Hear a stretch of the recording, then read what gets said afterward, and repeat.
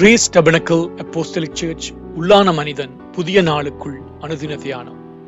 வெள்ளிக்கிழமை ஜூன் மாதம் 20 2025 இன்றைய தியான தலைப்பு எங்களிடம் கொடுக்கப்பட்டவைகள்.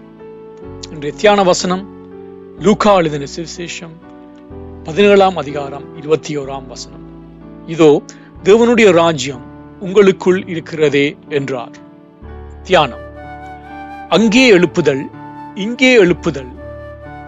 இப்போது கிழக்கிலுள்ள தேசத்திலே இருக்கின்றார், முன்பு மேற்கிலுள்ள தேசத்திலே இருந்தார் என்று இன்று மனிதர்கள் மற்றைய மார்க்கத்தார் புனித ஸ்தலங்களை தரிசிப்பதைப் போல தேவராஜ்யத்தின் கிரியைகளை பார்க்கும்படி பெருந்தொகையான பணத்தை செலவழித்து பயணம் செல்கின்றார்கள்.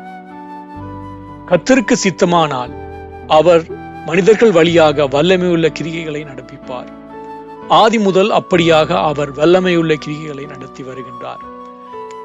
இன்று உலகத்திலே ஒரு வல்லமையுள்ள அதிசயமான கிரியையை தேவனாகிய கர்த்தர் நடப்பித்தால் அவருடைய நாமத்துக்கு மகிமை உண்டாவதாக. அதனால் கர்த்தர் உங்களை கைவிட்டார் அல்லது உங்களுக்கு கொடுக்கப்பட்ட பொறுப்பு மாறிவிட்டது என்பது பொருள் அல்ல. எகிப்திலே தம்முடைய ஜனங்களுக்காக மோசே வழியாக வியக்கத்தக்க அதிசயங்களை செய்தார். தம்முடைய வார்த்தையை கேட்டு அதன்படி நடக்கும்படிக்கு அவர்களுக்கு ஆலோசனை கூறினார். தேவனுடைய கரத்தின் கிரியைகளை பலமுறை கண்டும் ஜனங்கள் தங்கள் இருதயத்தை கடினப்படுத்திக் கொண்டார்கள். தேவனுடைய வார்த்தையை விசுவசித்து அவர் சொன்ன காரியங்களை செய்வது அவர்களுக்கு கடினமாக இருந்தது.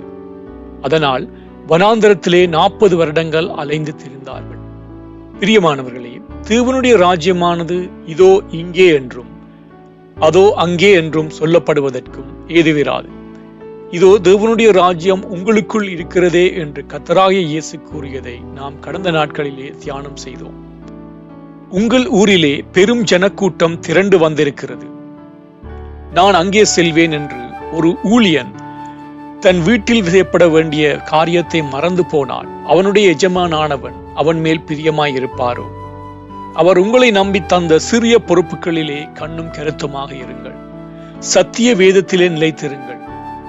எனவே நாம் இனி குழந்தைகளாயிராமல் மனுஷருடைய சூதும் வஞ்சகத்திற்கு எதுவான தந்திரமுள்ள போதகமாய் பலவித காற்றினாலே அலைகளைப் போல அடிக்கப்பட்டு அலைகிறவர்களாயிராமல் அன்புடன் சத்தியத்தை கைக்கொண்டு தலையாகிய கிறிஸ்துவுக்குள் எல்லாவற்றிலேயும் நாம் வளர்கிறவர்களாயிருப்போமாக.